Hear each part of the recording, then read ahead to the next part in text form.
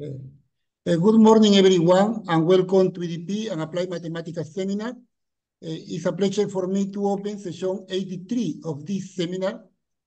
Today, we have two excellent speakers, Victor Perez Garcia and Gabriela Planes. Introducing Victor Perez Garcia, we have the Professor Enrique Fernandez Cara. Thank you, Enrique. You can start. Okay, good morning. Thank you to everybody for attending to this seminar. I'm going to present very briefly Professor Victor Pérez Garcia from la Universidad de Castilla-La Mancha in Spain. He's a very well-known specialist in the applications of analysis to the cancer research techniques. Very well known in Spain and also in the rest of the world. He has published a lot of papers that have received a lot of citations with a very high H index. He has been a member also of the committee, editorial board of a lot of reviews, prestigious reviews, and also member of the evaluation committee of Marie Curie bourses, grants, and many other international programs in applied mathematics and mathematical physics, and also in oncology. So it's a pleasure for me to present him. And today he is going to present work titled Understanding and Measuring Evolutionary Dynamics in Cancer through the Lens of Mathematics. So thank you very much to Victor for his acceptation to participate in this conference, in this seminar, and it's your turn now. Thank you, Enrique.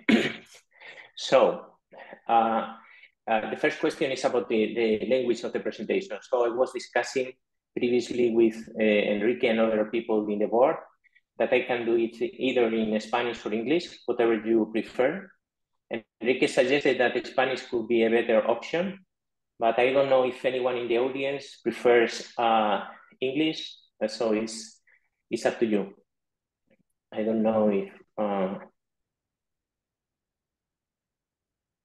So are the participants, I guess they can probably speak or not? Enrique, are they open to?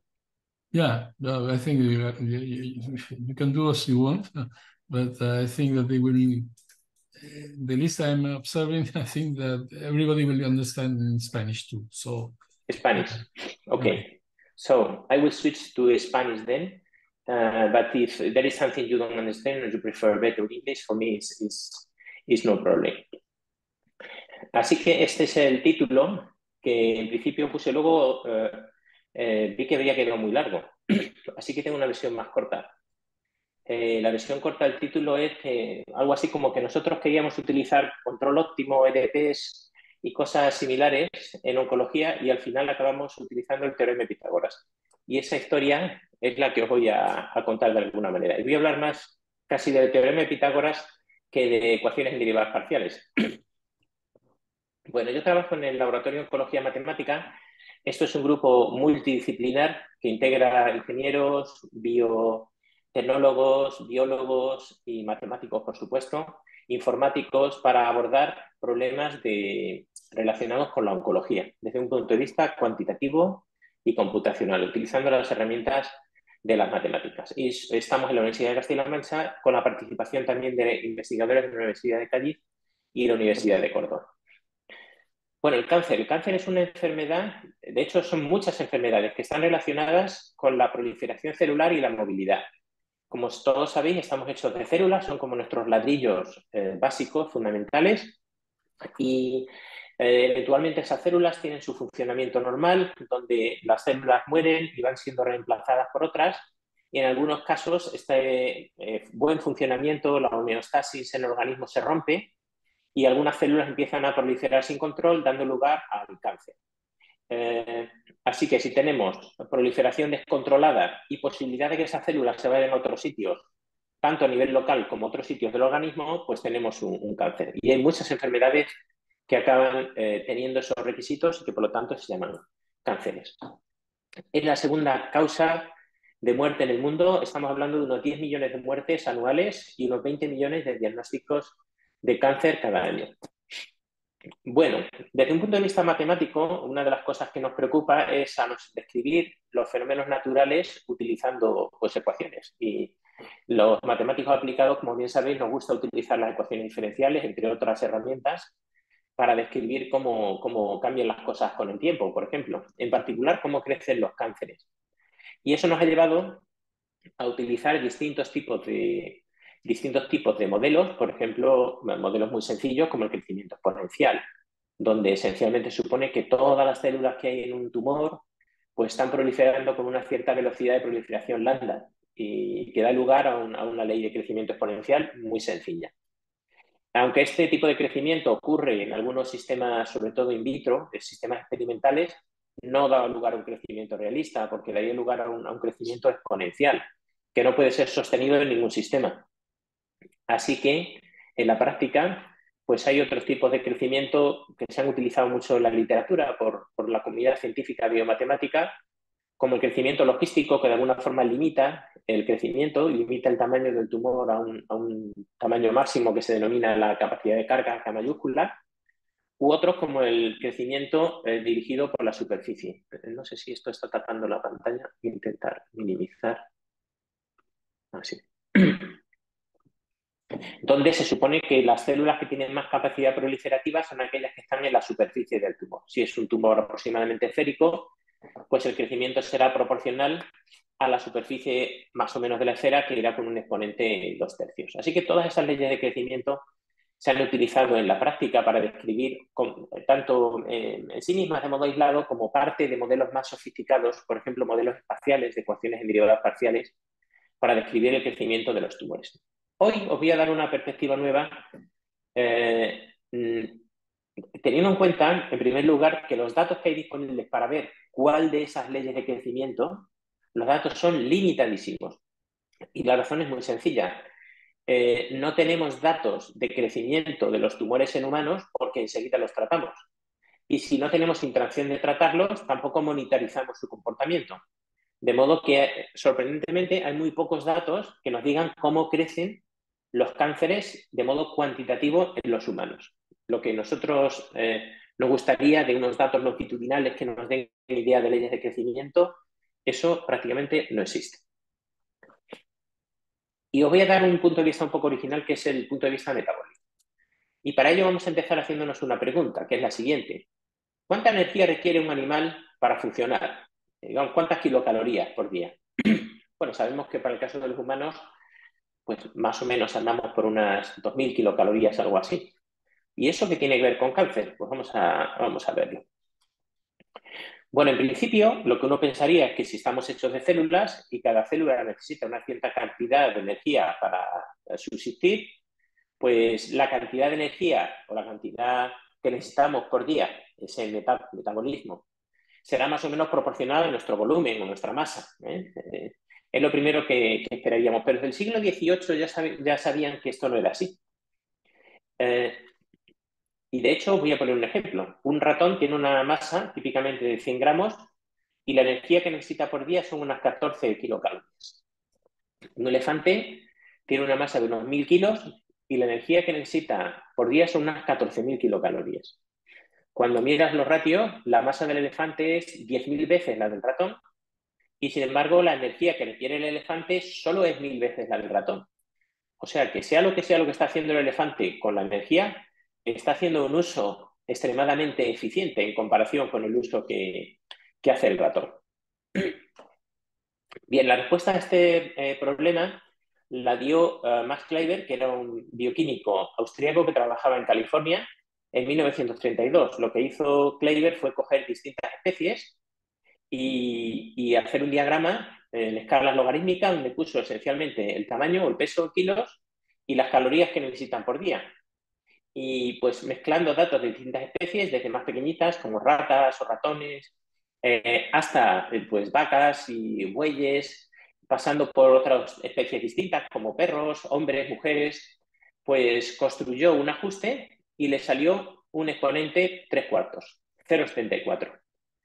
3/4 no es 1, que es lo que uno pensaría de modo un poco naif, y tampoco 2/3, que es lo que uno pensaría si dice, bueno, quizá nuestro consumo depende de la superficie que tenemos, porque como al fin y al cabo estamos a una cierta temperatura, nos cuesta energía mantenernos a esa temperatura y perdemos energía por nuestra superficie. Si uno piensa en que fuéramos esféricos, que para algunos es más o menos cierto, pues el exponente debería ser un 2/3. Pero no le salió un 2/3 y no dijo aquello de, bueno, más o menos, poniendo unos puntos gordos, podría ser 2/3, sino que le salió un 3/4. Un 3/4 que él no supo explicar en ese momento. ¿Por qué la cantidad de energía que necesita un animal depende con una potencia 3/4 de su tamaño? Es más, ese número se ha confirmado con más de 800 especies en estudios posteriores durante pues casi 100 años que hace desde que Kleiber escribió su ley. Bueno, la explicación de por qué ese exponente 3/4 la dieron West, Brown y Enquist en un artículo bastante interesante, donde utilizaron esencialmente, digamos, teoría de fractales. No voy a entrar en los detalles del por qué, pero esencialmente tiene que ver con el hecho de que cuando tenemos, debido a la estructura, digamos, ramificada de la vasculatura, cuando uno va a animales más grandes, lo único que hace es añadir vasos grandes, pero toda la estructura de vasos pequeños, digamos que le vale la misma que tiene un ratón o la que tiene cualquier otro animal. Y haciendo pues cuentas, basados un poco en esta teoría fractal, pues llega a proponer, a explicar el 3/4. En cualquier caso, a nosotros la explicación para lo que vamos a hacer nos da igual. Lo que no nos da igual es que unos pocos años después, esto es 1997, en el 2001, 4 años después, los mismos autores se dan cuenta de lo siguiente. Y es que si la energía que necesitamos depende de nuestra masa con un exponente 3/4, eso tiene implicaciones para cómo crecemos con el tiempo, desde que nacemos hasta que alcanzamos la edad adulta. Es un argumento realmente súper bonito, súper sencillo, el que publican en ese artículo en Nature en 2001. Es de esas cosas que merece la pena leer, y además hay muy buenas charlas de Geoffrey West grabadas en YouTube que os recomiendo encarecidamente. Esencialmente, lo que llegan es, con unos argumentos energéticos básicos, es a una ley de crecimiento donde aparece explícitamente ese exponente de crecimiento 3/4.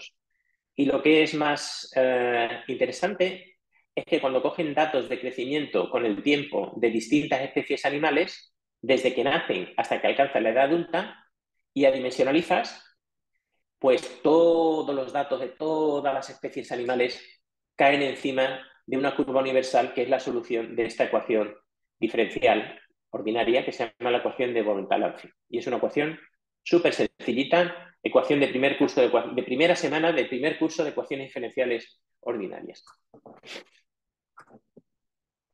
Así que esencialmente tenemos, por un lado, 1932, la ley de Kleiber, qué energía necesita un animal en función de su tamaño. En 2001, la ley de crecimiento universal, cómo crecen los animales con el tiempo desde que nacen hasta que alcanzan su edad adulta. Y el exponente 3/4 de la ley de Kleiber se traslada a la ley de crecimiento universal, de modo directo. La pregunta es, ¿qué ocurre en los cánceres humanos? ¿Siguen también una ley de Kleiber o siguen una ley de crecimiento universal como la que encontraron a West, Brown y Enquist en 2001? Y la respuesta es que no hay datos. Y como no hay datos, pues no es fácil saberlo. Así que precisamente para intentar responder a esa pregunta nos decidimos a buscar datos, porque queríamos escribir modelos matemáticos que estuvieran basados en hechos y no solo en especulaciones más o menos razonables. Para hacerlo necesitamos saber cuánta energía necesita un cáncer en función de su tamaño. Y eso se puede hacer. Se puede hacer utilizando un tipo de imagen que se llama tomografía de emisión de positrones PET, que de hecho está disponible y se utiliza de rutina para ciertos cánceres en los servicios de medicina nuclear de los hospitales. Así que lo que hay que hacer es hacer esas imágenes 3D de los tumores, identificarlos, recortarlos, conseguir su volumen, eso en 3D, y medir el volumen total de la lesión y la cantidad de energía, la cantidad de glucosa radiactiva que se acumula en esa lesión, que viene a ser el tamaño y la cantidad de energía que está consumiendo ese cáncer. Así que esta era la idea para ver si la ley de Clever se cumplía en los cánceres. Cuando quisimos encontrar datos no había, así que tuvimos que estar buscando datos durante mucho tiempo y luego procesándolos, haciendo las aprobaciones éticas, etcétera, etcétera. Al final lo conseguimos y lo que encontramos fueron curvas de este estilo. Esto es totalmente equivalente a las curvas de Kleiber. La diferencia es que esa pendiente no es 3/4, sino que es 1 y pico. Es mayor que 1. Y lo sorprendente es que sea mayor que 1. Porque uno esperaría, en el caso en el que hay una cierta eficiencia energética, que sea menor que 1. En el caso en que no hay ninguna eficiencia energética y cada célula hace la guerra por su cuenta, sería 1. Y nosotros esperábamos encontrar un número entre 3/4 y 1. Nos sorprendió mucho cuando encontramos números mayores que 1 y, de hecho, números que se acumulaban sospechosamente. Claro, esto es como todo. Los matemáticos enseguida vemos números racionales. Nosotros veíamos ahí que eso se acumulaba en torno a un 5/4, que no había sido descrito en ningún momento. Y es un poco sorprendente. ¿Por qué 5/4? Bueno, si escribimos la ecuación correspondiente de Von-Bertalanffy con ese 5/4, que sería la ecuación de crecimiento universal de los cánceres, fijaos que lo que ocurre es que ese 5/4, si lo desglosamos, 5/4 es un cuarto más 1. Así que de alguna forma lo que tenemos es un coeficiente de proliferación que depende del tamaño. De modo que este 5/4 lo que nos está diciendo es que los cánceres más grandes crecen más rápido. Así que cuanto más grande es el tumor, más rápido crece, más veloz prolifera. Pero hay un problema. Si uno resuelve esta ecuación diferencial, cosa que es sencillísimo, pues se encuentra con que tiene una explosión en tiempo finito.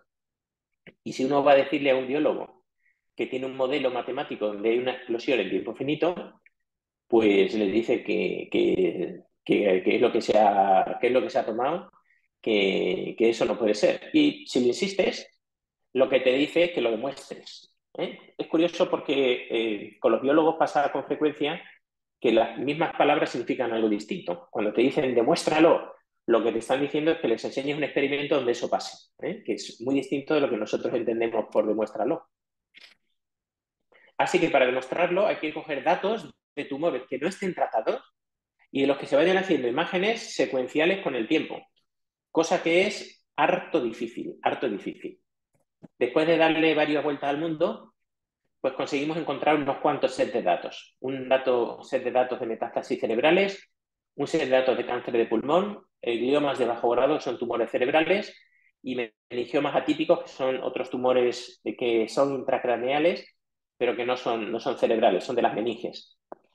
Y en todos los casos, en todos los sets de datos, encontramos que el mejor ajuste con la ecuación de Von-Bertalanffy era con exponentes mayores que 1, confirmando de alguna manera que el crecimiento de los tumores era explosivo. Era explosivo longitudinalmente, no de modo indirecto que el metabolismo tal y cual, sino que se estaban viendo de alguna manera los tumores explotar. Así que eso de alguna manera se confirma. La pregunta es ¿por qué? ¿Por qué crecen los tumores más rápido cuanto más grandes son? Y el motivo es la dinámica evolutiva. Esto hay que echarle la culpa a Darwin. Para entenderlo, o para intentar ver cómo la dinámica evolutiva puede influir en la velocidad de crecimiento de un tumor, consideremos la ecuación de Fischer-Komogorov. La ecuación de Fischer-Komogorov es una ecuación de reacción-difusión muy sencilla, que supongo que muchos de vosotros conoceréis, donde esencialmente la progresión del tumor se descompone en dos partes. Una parte de movilidad, una movilidad aleatoria, browniana, que da lugar a un término laplaciano, igual que el de la ecuación del calor y otras, y un término de crecimiento, por ejemplo, logístico. De modo que si hay pocas células, poca U es la densidad celular, si hay poca U en una zona concreta, en una zona X, pues el crecimiento a baja densidad es exponencial, y cuando U se acerca a 1, pues el crecimiento se para.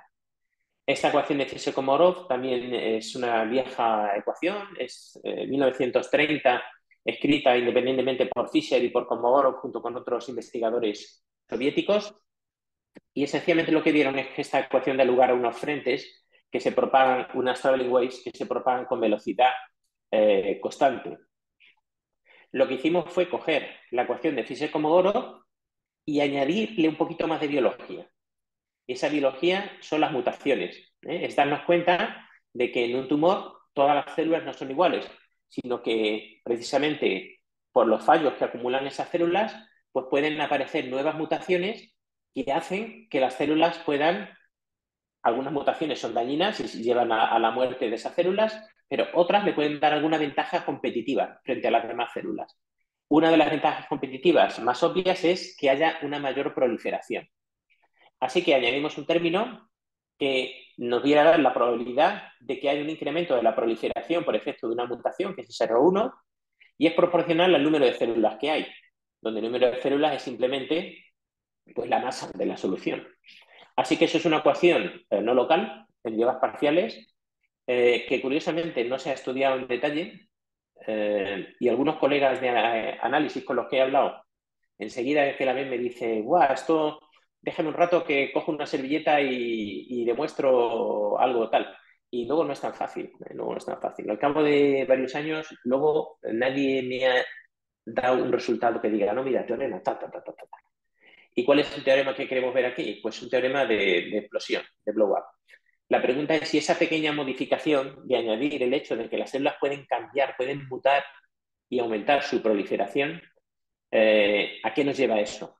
Y lo que nosotros hemos hecho es hacer simulación numérica y lo que observamos es que aparece un blow-up, una explosión, tanto en norma L1 como en H1. El motivo es que las soluciones explotan en tamaño, pero a la vez se forman unos frentes que son cada vez más agudos en el borde de la solución. Y coincide, digamos, una ruptura, una formación de una especie de onda de choque con el que la solución se vaya infinito. Así que esa pequeñísima modificación a la ecuación de Fischer-Kolmogorov, añadiendo la biología de las mutaciones, de los cambios con el tiempo, nos da una explosión en tiempo finito. Bueno, estas ecuaciones no se las podemos enseñar a los biólogos porque no saben lo que son las EDPs y se asustan mucho y además no les gusta simplificar. Esto de hacer un modelo conceptual donde uno dice, mira, aquí hay tres cosas, proliferación, migración y mutaciones. Y nada más, enseguida dicen, bueno, pero es que en la biología hay más cosas y tal. No les gusta. Así que para hablar con ellos tenemos que hacer simuladores más realistas donde hacemos una especie de autómata celular multivoxel, donde metemos células de distintos tipos y que les damos posibilidad de proliferar, de mutar, de moverse, de morir, de modo que aquello tiene como más biología. Y creamos un autómata de estos aplicado a tumores cerebrales primarios, al glioblastoma, utilizando datos de un proyecto que habíamos tenido durante muchos años, precisamente relacionado con glioblastomas. Y esencialmente pues tenemos que hacer todo un árbol de mutaciones, una serie de cosas que no voy a entrar en detalle, pero lo que es interesante es que al final tenemos un simulador que nos permite reproducir el crecimiento de un tumor heterogéneo donde hay distintos clones con distintas mutaciones y podemos estudiar cómo crece este tumor complejo. Y lo que observamos es que la riqueza, el que hubiera complejidad, el que hubiera la posibilidad de mutar para ir a un sitio peor, el que hubiera la posibilidad de evolucionar, nos transformaba radicalmente el comportamiento desde la línea azul de un beta igual a 0.8 hasta un beta mayor que 1. Así que el hecho de que haya heterogeneidad biológica subyacente, el que haya la posibilidad de convertirme en algo peor, es lo que nos mantiene, digamos, el crecimiento, ese tipo de crecimiento súper lineal. De alguna manera es lo mismo que vemos en el modelo de EDPs, solo que metiendo más biología, más complejidad a nivel biológico. Vale. Hay una pregunta colateral que quería comentaros también que surge cuando uno tiene estos simuladores y es decir, bueno, ¿y dónde ocurre la evolución? Porque yo empiezo con células que son de un cierto tipo, tengo una cierta probabilidad de que muten y esas a su vez pueden mutar en otra cosa, que a su vez pueden mutar en otra cosa. ¿Cómo es la dinámica de esa evolución del tumor, esos cambios? Lo que nuestras simulaciones nos indicaban era que la evolución ocurre en la frontera del tumor. Y eso es algo hasta cierto modo razonable. El interior del tumor, cuando ya está ocupado por un cierto tipo de células, es muy difícil que un nuevo clon, aunque sea más agresivo, pueda ocupar un espacio ahí. Hay que irse a la frontera. Lo mismo ocurre con otros temas. A nivel empresarial Si quieres hacer una empresa que venda coches de combustión, estás perdido, ya hay muchas. Ese espacio está ocupado. ¿Dónde puedes hacer algo nuevo? Pues tienes que irte a hacer un coche de hidrógeno, algo donde tengas alguna ventaja competitiva, en un territorio inexplorado. De alguna manera, lo que decían nuestras simulaciones es que los clones más agresivos crecían más fácilmente en la frontera del tumor, que era el territorio más libre.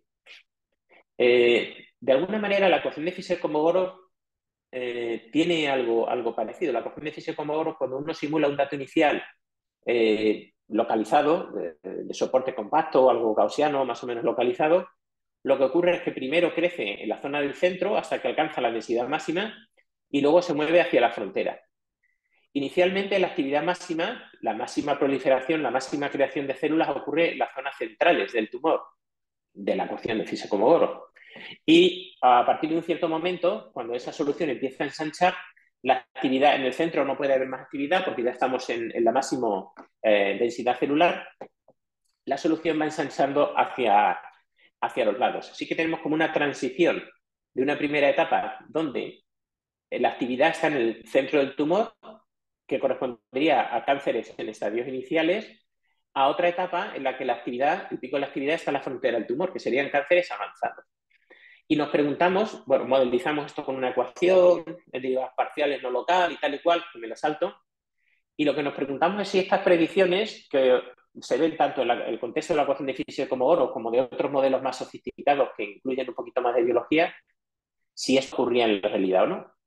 Y para ello nos fuimos a nuestra base de datos de casos de imágenes de PET y estudiamos dónde estaba el centroide de esos tumores y dónde estaba la zona de máxima actividad metabólica, de máxima proliferación. La medimos y la comparamos con el tamaño del tumor.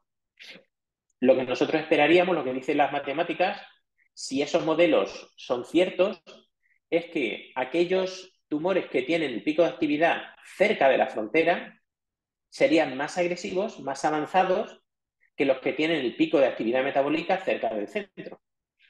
Y lo que hicimos fue comparar la supervivencia de los pacientes que tenían imágenes con picos cerca de la frontera con imágenes de pacientes que tenían los picos cerca del centro. Y lo que encontramos sistemáticamente son curvas de supervivencia que nos dicen a lo largo del tiempo cuántos pacientes quedan de los que inicialmente tienen una cierta condición. Lo que encontramos fue que sistemáticamente los tumores rojos que tienen el pico de actividad metabólica inicialmente cerca del centro son menos agresivos, los pacientes sobreviven más que los tumores azules, que son aquellos que inicialmente tienen el pico de actividad metabólica más cerca de la frontera del tumor. Sorprendentemente, esta medida resultó tener un valor pronóstico, por lo tanto útil para la clínica, mucho mayor que todas las medidas que se han manejado clásicamente en medicina a partir de la imagen PET. Lo cual es bastante sorprendente, que una hipótesis que sale de un modelo matemático acabe teniendo este valor predictivo tan grande. Y esto es de gran interés porque si me voy, por ejemplo, a esta primera gráfica que tenéis a la izquierda, que son datos de pacientes de cáncer de mama, todos los pacientes, que es la línea roja, todos los pacientes de cáncer de mama que tenían el pico localizado por debajo de la mitad, esencialmente, del tamaño del tumor, ese 0,499, todos los pacientes están vivos al cabo de más de 10 años. Así que un médico que analice las imágenes PET de uno de esos pacientes puede garantizarle a la paciente, en este caso, que su riesgo de fallecer por la enfermedad es cero. Mientras que el grupo azul es un grupo de menor riesgo. Eso puede llevar también a los médicos a tomar decisiones clínicas. Si estás en un grupo sin riesgo, puedes evitar tratamientos innecesarios. Si estás en un grupo de mayor riesgo, puedes adelantar los tratamientos incluso antes de que tengas la recaída de modo visible. Bien. Bueno, en los últimos minutos de mi charla me voy a centrar en las metástasis cerebrales. Las metástasis cerebrales ocurren cuando de un tumor primario pues, se liberan células que viajan por el torrente sanguíneo y acaban estableciéndose lejos, en este caso en particular en el cerebro. Es uno de los problemas principales a nivel oncológico. El 20% de todos los pacientes de cáncer desarrollan metástasis cerebrales. Si cogemos, por ejemplo, los Estados Unidos, tumores cerebrales primarios tendríamos unos 13.000 glioblastomas. Os sonará la palabra glioblastoma porque muchos matemáticos han estudiado ese tipo de tumores. Lo que ocurre es que, sorprendentemente, en esa misma población tendríamos unas 200.000 metástasis cerebrales. Sin embargo, casi ningún matemático, hay poquísimos trabajos matemáticos que se han dedicado a estudiar las metástasis cerebrales. Y luego os puedo explicar el por qué. Pero es bastante sorprendente. Estamos hablando de que las metástasis cerebrales es un problema de salud muchísimo más relevante que los tumores cerebrales primarios. Bueno, pues si queremos calcular esos exponentes, los beta, pues lo que tenemos que hacer es coger datos de tumores sin tratar y ajustar con la cocción de von-Betalanzio. Para eso diseñamos un estudio clínico que se llama MEDMAT, Metástasis y Matemáticas, y en este caso, desde el diseño y la aprobación del estudio hasta que empezamos a sacar resultados, pasaron casi 10 años. Al final teníamos datos de 350 pacientes, 1.000 metástasis cerebrales de 7 hospitales distintos, un estudio bastante grande. Y llegamos a una conclusión interesante. Bueno, antes de tratar, los tumores crecen con un beta alto, mayor que 1, ya lo hemos visto esto antes. Y cuando cogemos datos de tumores que recaen, tumores que se han tratado, que han disminuido su tamaño, pero que vuelven a crecer, encontramos que el beta era positivo, por lo tanto había un crecimiento, pero menor que 1, sustancialmente, claramente menor que 1. Así que el recrecimiento después de tratar, aunque hay un recrecimiento, lo cual es malo, es distinto del crecimiento antes de tratar. Y eso es un reflejo del hecho de que toda esa complejidad de distintos tipos de células que tenemos antes del tratamiento se reduce drásticamente después de los tratamientos, porque esencialmente nos quedan las células que son, digamos, resistentes al tratamiento que hayamos utilizado. Así que ese beta de alguna manera nos está hablando de la heterogeneidad de lo que hay ahí dentro y de su capacidad evolutiva también. Lo cual es bastante interesante, porque algo que podemos obtener nosotros de las imágenes médicas nos está hablando de lo que ocurre ahí dentro muy profundo a nivel celular en una escala que es absolutamente inaccesible a la imagen médica. Y de alguna forma puede darnos una idea también de la vulnerabilidad evolutiva que tiene el cáncer de un paciente concreto. Bueno, nosotros lo que me voy a centrar en estos minutillos que me faltan es ver cómo hemos llevado esto a la clínica, en particular el exponente beta. Y para eso nos planteamos el siguiente problema clínico. Es el siguiente. Tenemos pacientes, todos los pacientes de metástasis cerebrales cuando tienen un número pequeño de metástasis, típicamente entre menos de 4, pues reciben un tratamiento con radioterapia localizada. Es el tratamiento estándar. Focos de radiación muy intensos sobre la lesión metastásica. Después de ese tratamiento, en algunos casos la respuesta es completa, la metástasis desaparece, todas las células tumorales han muerto.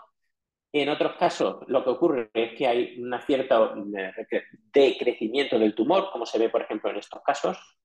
Pues aquí, por ejemplo, hay un decrecimiento tumoral, o este de aquí abajo también hay un decrecimiento. Y a veces, en un porcentaje no despreciable, de hecho bastante grande de los casos, lo que se observa es un recrecimiento. Ahí tenemos. Otra vez empieza a crecer. Y el problema es el siguiente. Esos crecimientos, después de tratar, crecimientos a nivel radiológico, crecimientos a nivel de imagen, pueden ser dos cosas. Pueden ser una recaída del tumor, por lo tanto las células tumorales están proliferando y creciendo, o puede ser una inflamación. Puede ser inflamatorio. Ahí tenemos los dos casos. El caso de arriba es una recaída del tumor que está creciendo y por lo tanto va a seguir creciendo y creciendo. Y el caso de abajo es una reacción inflamatoria del tumor. El tratamiento de radioterapia produce una inflamación que se ve en las imágenes exactamente igual que un tumor. Exactamente igual, es indistinguible. Por lo tanto, los médicos en este momento tienen un problema. Tenemos un tumor o alguna lesión que está creciendo eso qué es y el problema es tomar la decisión. Si es una inflamación, no tengo que hacer nada, en todo caso usar antiinflamatorios, mandar al paciente a casa y que espere. Si es un recrecimiento tumoral, tengo que actuar cuanto antes, porque si ya he gastado la bala de la radioterapia, solo me queda hacer una cirugía cerebral, lo cual quiere decir abrir el cráneo y entrar con una bisturí o un aspirador a quitar esa zona dañada con la morbilidad que eso supone. Y no hay información clara sobre qué es lo que está pasando. La mayor parte de las veces lo que se hace es esperar, pero esperar es malo si lo que acabas teniendo es una lesión metastásica que está creciendo. Así que es una pregunta difícil que para los radiólogos no tiene respuesta, pero que es de gran interés discriminar. Bueno, pues aquí lo que hicimos fue un modelo matemático de cómo es el crecimiento inflamatorio de las lesiones.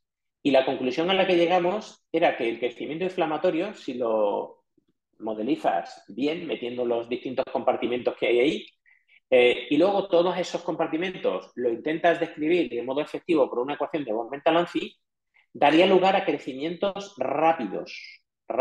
El crecimiento inflamatorio es más rápido que el crecimiento, que el recrecimiento de un tumor. Lo que hicimos fue coger datos de recaídas tumorales frente a datos de casos que eran esas inflamaciones, que se llama radionecrosis.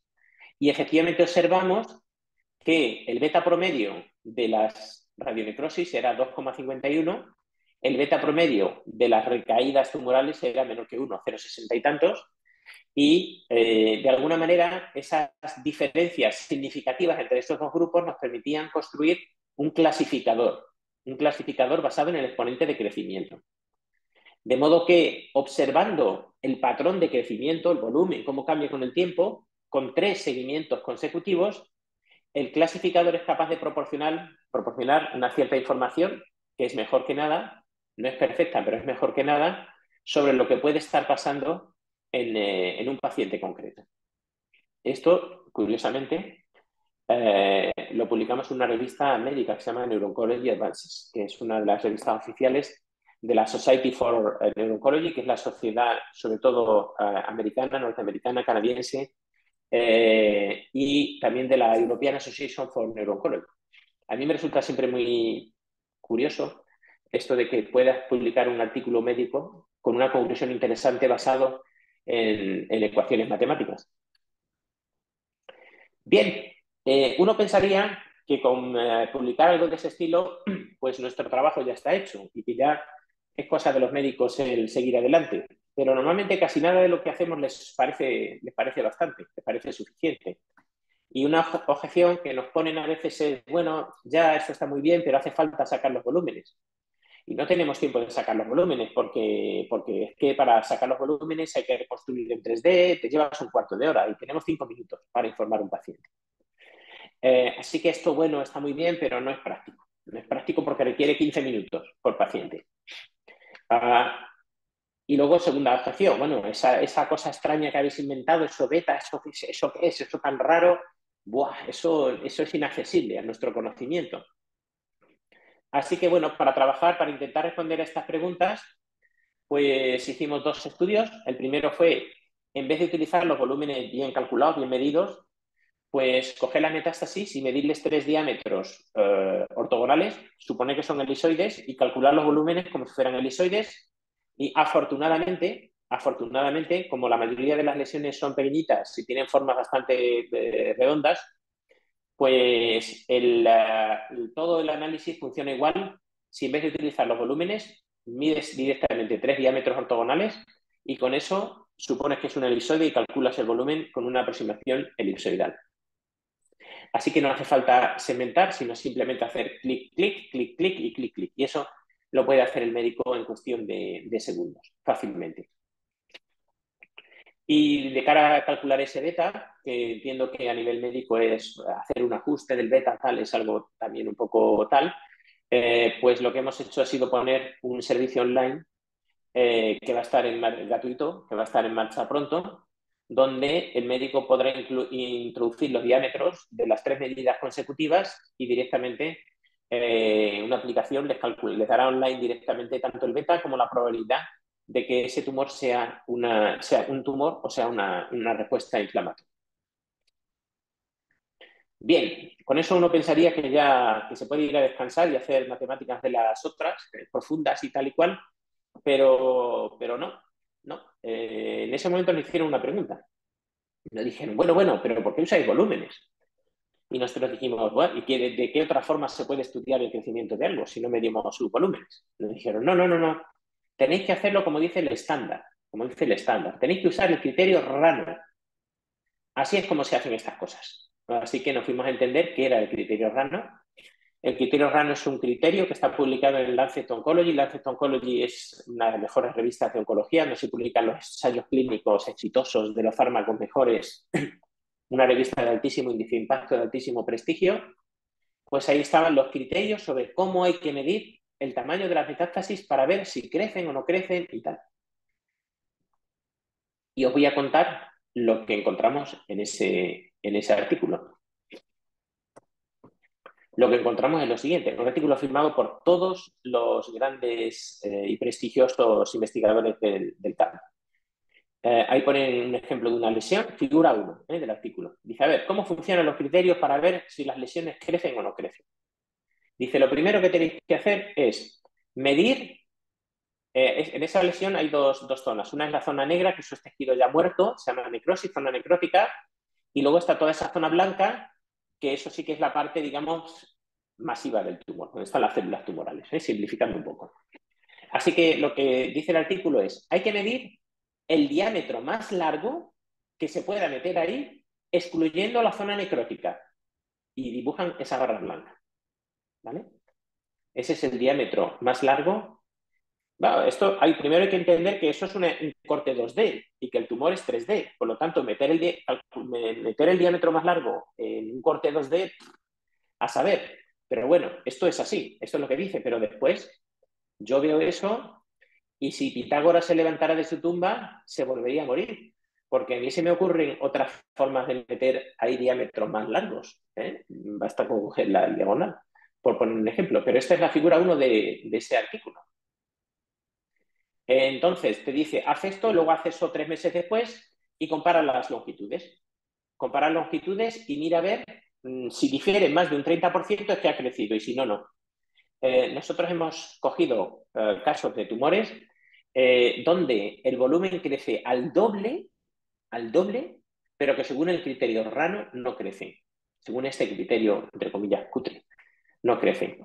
Y de hecho, hemos visto casos de pacientes reales que han venido a nosotros y nos han dicho, mira, tengo un familiar con este problema, échale un ojo, volumen doble, diagnóstico médico, no crece. ¿Por qué? Pues porque el criterio RANO dice que no crece. Así que este criterio, que es el estándar a nivel mundial, es bastante peligroso. Bastante peligroso. Y de hecho es un criterio que subestima el crecimiento de las metástasis. ¿Qué es lo que hicimos? Pues definir un criterio basado en volumen y compararlo con el criterio RANO. Y haciendo corta una historia larga, pues la conclusión a la que llegamos fue que los criterios volumétricos pueden detectar que hay una progresión del tumor 3 meses antes que los criterios RANO, lo cual es fundamental porque si tienes un tumor que te dicen que no crece, no te van a hacer nada, y detectar 3 meses más tarde que crece puede ser demasiado tarde. Y también la respuesta, porque hay casos donde hay crecimiento y casos donde hay respuesta. Los criterios volumétricos también permiten identificar la respuesta 5 meses antes que los criterios RANO, dejando, digamos, eliminando la ambigüedad de si este paciente va a ir bien o no va a ir bien. 5 meses de ventaja. Es interesante que esto lo hemos publicado, de nuevo, un artículo basado en este caso, el teorema de Pitágoras, en una revista médica, pues ha salido publicado pues hace unos poquitos días, y donde esencialmente planteamos que hay que repensar los criterios estándar, que son los que se utilizan ahora mismo en todos los ensayos clínicos en neurooncología, porque realmente son muy, muy imprecisos. Bien, para acabar, como este año es el año de la ciencia abierta, todos esos datos que hemos utilizado los hemos hecho públicos. Hemos hecho una primera, aprobamos un protocolo para poder hacer públicos estos datos que se llama el Open Brain Tumor Dataset for Artificial Intelligence Applications. Y esencialmente publicamos un primer artículo donde parte de esos datos los hicimos públicos, en particular los datos del estudio de radionecrosis frente a recaídas. En su momento era la base de datos de metástasis cerebrales más grande a nivel mundial. Luego al poquito salieron otras bases de datos y ahora estamos trabajando en otra, en una OpenMTI2, que va a volver a ser la base de datos de metástasis cerebral más grande disponible, tanto para que la gente de inteligencia artificial pueda hacer herramientas automáticas de localizar tumores, etcétera, como matemáticos de modelos, digamos, mecanicistas, pues puedan utilizar y hacer estudios del estilo de los que hemos hecho nosotros. Y pues esto es lo que os quería contar. Agradecer a todos nuestros colaboradores, sobre todo en muchos hospitales. Hemos tenido una colaboración genial siempre por parte de los médicos, de modo desinteresado y con sus tropiezos y sus más y sus menos y las dificultades de entendimiento, pero al final siempre muy satisfactoria.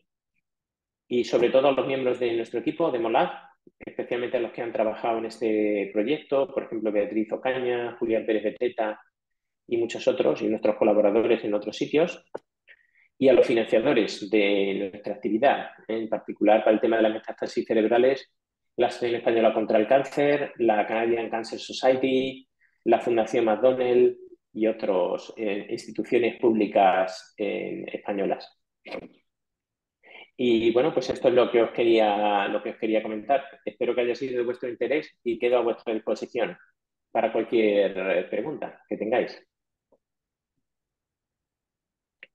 Bien, pues muchas gracias, Víctor, por esta excelente presentación.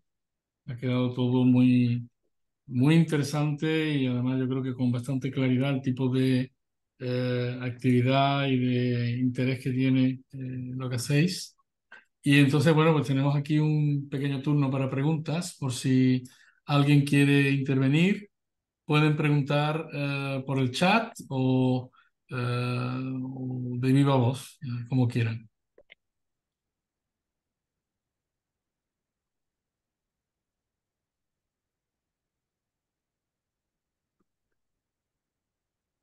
¿Alguna pregunta de alguno de los asistentes?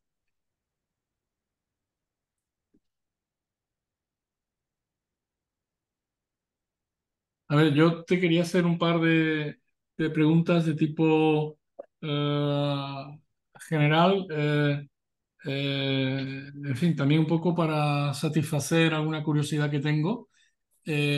Siempre se trabaja con, bueno, tengo entendido, casi siempre se trabaja con la ecuación de Fisher-Kolmogorov como ecuación referente, digamos. Y una cosa que me pregunto yo es si el modelado de los términos de crecimiento siempre es un modelado logístico o, como tengo entendido que ocurre en algunos modelos particulares, merece la pena recurrir a otros modelos como Gompers o sea, ¿me podrías comentar un poco si eso Sí. es a título de ejemplo o realmente es tan estándar porque da mejores resultados? Ha habido gente que se ha planteado si es mejor el bumper o el logístico. Y de hecho yo creo que durante una cierta época hubo ríos de tinta sobre si el bumper, el logístico. Al final son modelos fenomenológicos, ¿eh? Tú lo que quieres es poner una función que cuando la densidad celular es pequeña sea proporcional a la densidad para que te dé un crecimiento exponencial y que esencialmente se frene cuando llegas a un cierto tamaño. En realidad, cualquier función que cumpla esos requisitos te vale. El Fisher-Kolmogorov, al fin y al cabo, es un polinomio de grado 2, que sería una especie de aproximación de Taylor de cualquier otra cosa y que cumple los requisitos de tu problema. Entonces, realmente me parece que no es un tema especialmente esencial. Hay quien prefiere usar el Gompers, hay quien prefiere usar el logístico.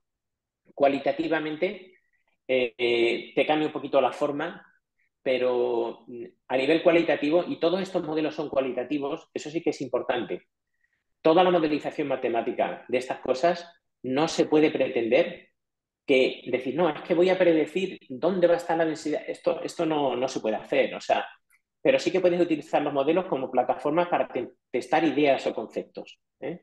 Desde ese punto de vista conceptual, mi impresión es que viene a dar igual usar el logístico, el Compers o cualquier otra función que tenga un comportamiento parecido. Si piensas en los modelos como conceptuales y el intentar pensar en los modelos como predictivos a nivel detallado es digamos, pretender mucho, porque la biología siempre tiene muchos más vericuetos de los que nosotros incorporamos en nuestros modelos. Muy bien. Y ya que lo mencionas a nivel de identificación de parámetros, es decir, a la hora de determinar cuáles son los parámetros que te van a servir para describir realmente tu problema, te vuelvo a hacer un poco la pregunta. ¿Fisher-Kolmogorov también es más sencillo, digamos, o más interesante? A ver, la identificación de parámetros en estos temas es un punto fundamental. Tanto es así que es el problema fundamental cuando quieres meter demasiada biología. Tú dices, no, voy a meter también el sistema inmune y los vasos y tal. A veces hay que hacerlo, no te queda más remedio.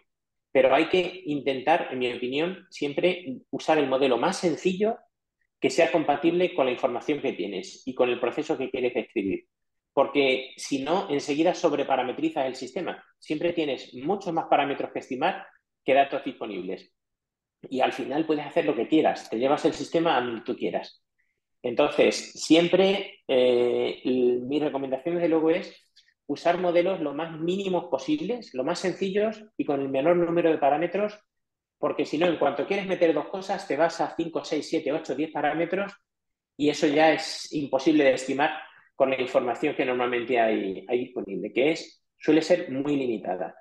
De hecho, suele funcionar mejor, y esto es interesante, cuando dejas demasiados parámetros libres e intentas hacer ajustes de los parámetros, con frecuencia te vas a zonas del espacio de parámetros que no son realistas. Tú encuentras que describes aquello que está pasando con unos parámetros que luego resulta que no son los correctos.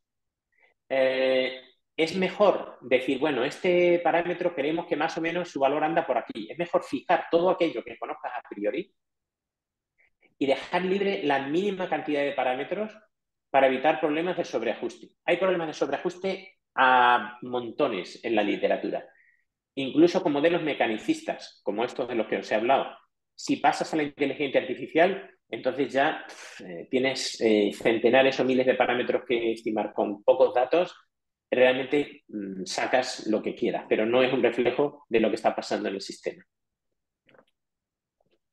Muy bien, y una última cosa que te quería comentar. De pasada, has mencionado los modelos de invasión o de metástasis, pero yo sé que hay también sistemas un poco más complicados en donde los fenómenos de invasión y de metástasis se pueden modelar de alguna forma y se pueden describir. ¿Podrías comentar algo sobre alguna cosa que hayáis hecho en ese sentido?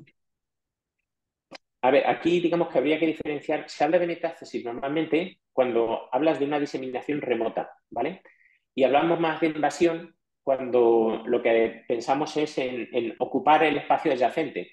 En ambos casos estamos hablando de una invasión y de una capacidad invasiva y de un cáncer, ¿eh? Pero así como sí que se ha estudiado a nivel de modelos de invasión, pues que si el laplaciano, que si otro tipo de operadores, que si tal cual, la gente ahí trabajando en un dominio, digamos, acotado y tal, se ha estudiado bastante, lo que son los procesos metastásicos, donde las células van de aquí y allá y crean una nueva colonia en otro sitio, eso se ha trabajado muchísimo menos, en comparación, muchísimo menos.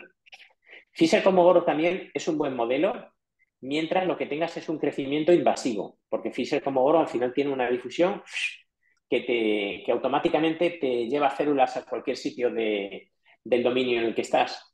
Pero, por ejemplo, las metástasis cerebrales, el crecimiento es bastante compacto. El Fisher-Kolmogorov, por ejemplo, es útil en tumores cerebrales. Son tumores de células del cerebro que saben moverse por el cerebro y que entonces se van de paseo, se van de excursión por el cerebro, entonces infiltran. Sin embargo, cuando lo que hay es un cáncer de pulmón que se ha ido al cerebro, el crecimiento de ese cáncer de pulmón, esas células no saben invadir el cerebro y crecen de modo compacto, crecen por presión. Y entonces, ese tipo de crecimiento de tumores que crecen por presión, como sería un cáncer de páncreas o una metástasis cerebral, yo personalmente creo que se describirán mejor con modelos de tipo medios continuos, donde aparece que si una presión, que si un tal, que si igual. Yo no estoy tan familiarizado con ese tipo de cosas. Pero desde luego yo hablaría como de dos patrones. Tumores infiltrantes, que ahí podría ser interesante Fischer como Goro, y tumores que crecen de modo compacto, digamos por presión sobre el ambiente, donde ahí serían más bien modelos de crecimiento tipo tumores continuos. Y que de hecho serían más frecuentes ese tipo de tumores que los otros. Muy bien. Pues muchas gracias por las respuestas. No chat. ¿Alguna otra? Sí. No chat. En el chat hay una pregunta o un comentario. Aparte del tamaño del tumor, ¿se podría pensar en realimentar los modelos con nuevos datos y nuevos comportamientos? Lo que podría llevar a que el modelo cambie y cambien los parámetros como los exponentes y otros.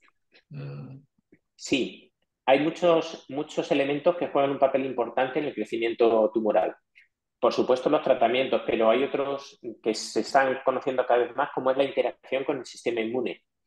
El sistema inmune juega un papel digamos, multifacético, porque por un lado se opone al crecimiento del tumor cuando los tumores son pequeños, pero cuando los tumores llegan a un cierto tamaño, el tumor es capaz de engañar y de cambiar las células del sistema inmune, por ejemplo los macrófagos, para hacerlos trabajar a su servicio.